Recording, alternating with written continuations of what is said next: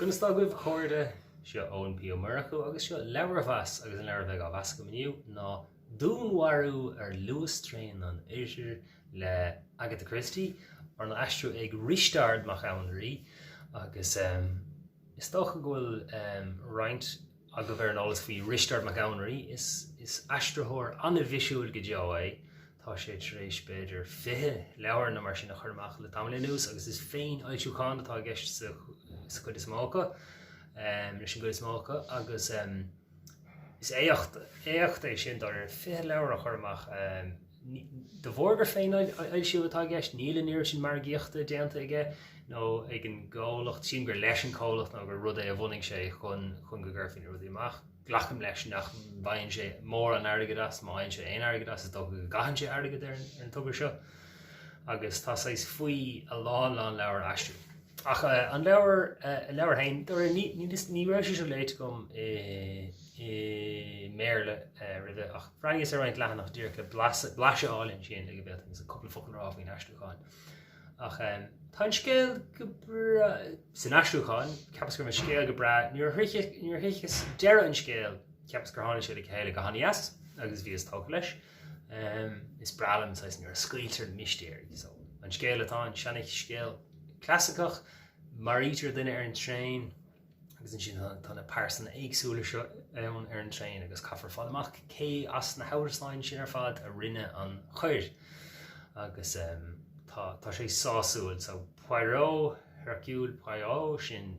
benigach bleachtar cáilúil ag Agatha Christie agus fistrion sé sin an scéal agus ar deire hir réitín sé garrod Marianans, Charlotte de Hilm agus daoine bleachtar agus na bleachtarí maithe ar fad Agatha an sax leis. Ach hain an scéal leom is tócha agus mé ach ag chur Gaeilge an aistruáin an gomráid leis an munscéal sa bhéirle is tócha bhfuil an béirle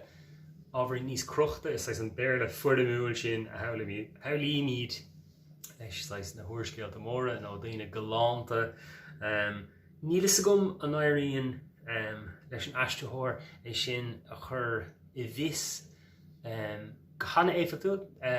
tá an taisteáin go maith ar an go is mó ach béidir tá ruí mar sin dúláánna tá sé andúláánach eile héad conas mar dhéanaan tú athris ar Gaeilge ar bhéirle crochta sa Gaeilge tá sé ábhríonn dúláánach an éige úsáidan tú forramach tá níos seanda an éige úsáidan tú fíor chaint na Gaeltachta mar bhí sé cé bliana hin nó cé caige bliana hin nó an inan tú iirecht beidir trasnáid árath an méle a ligan isteach sa Gaeilge ach ceart irdamach na Gaeilge úsáid ina gcuis sin ach rudí an I'd rather say agus rudí mar sin tá siad sin dúláánach ní lisa go mar airí leis an aistruthóir í sin aistrú go lán sáúil ach ní hinarrá an áireach le mór an aistruthóir eile rud amháin aistrúcháin eile gur fiú chuoinehharthú agus mid a brenn an gceann seo ná ar luch agus ar dhuine ar bhealach níor aistrú sé sin béirle mheiriceá go handíle siúna sé rud eile ar fad is Gaeilge an dúchasach Gaeilge Gaeltachta ach is tócha fermhór na aistruthóirí níl siad an an tarringt ar stór mór ólas dá lehéad mar a bhí ag mar atá ag muintear í bhunacháin ach tá taisteáin sáú go maith ach do bhór gur aistruúcháin féin áise atá fágann sé sin go bhfuil reinfá butún cló agus coppla butún céile beidir darmid agus a lehéad ach níor tá go fáisiú le hain Tá sé ábhríonn crackáilte a bheith súil go bhéad fá rud gan lucht a churmach rud amháin rilam agus an líon mór leabhar atá aistru ag Risteard mac Annraoi ná gur bhhar dó gan an iiri sin leabhar ailsiú agus dua a chahabh leis an leabhar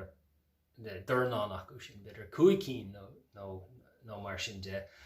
I chin tú go siad omlan glán ó héamh na Gaeilge nachfuil butún chláán tú mar tá sa cheann seo a hagan idir tú agus an text le mé orthe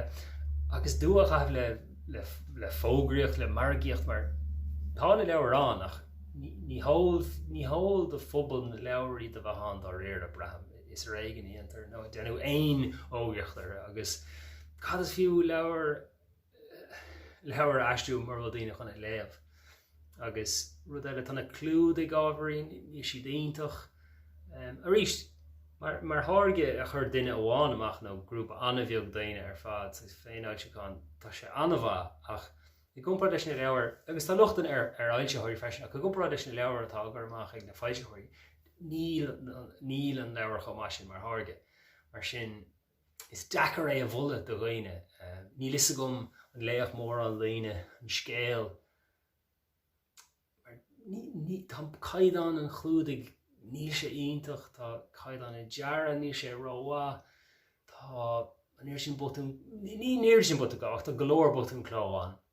agus banin siad den targe mar sin cad is fiú 5 leabhar chumach nar bhar bhád 5 leabhar chumach agus iad bhain snasta iad bhain gline bhí cóla ála goine eile sin rud eile tá rudí áras sa leabhar seo agus dámeach fiú Risteard hain mar agarthirthe sé sin go bhheach sé breanú arthú trééis sé bhín or is cínta gon glasáach sé iad ach nuair bhíon agarthir agat mullinn siad rudaí atá cliste agus go nach goíon ámharthe fiú mátá siad ar chócáid an leat ó hebh skillne aisteáin litrithe tá rudaí eile arálsa go agus mullinn siad na rudaí sin agus chuir siad sin leis an teachs iníag sin tá an scéal go maith agus tainmhah ach mar thógar aisteáin trí chéile fé lear nó beidir go bhád ar níos mó tá All Quiet on the Western Front bathe fi is mágraisiú a sin mar is anmh aistríit ar uorscéalt a cáimsre béle agus is má anna lehéid gur coscéim a dail sé sin ach tá irid sin leabhar eile aistrithe go réanana cheistum ar a bhar díreach dúrna nach go dhéanamh agus iad dhéanamh ar chaid an Ryan níos éirde mar ceapan go bhéici sin dhéanamh ach Treaty Street tá an taisteáin go maith tá an scéal spéisiúil ó mésoltas sin é Dúnmharú ar Luastraein an Oirthir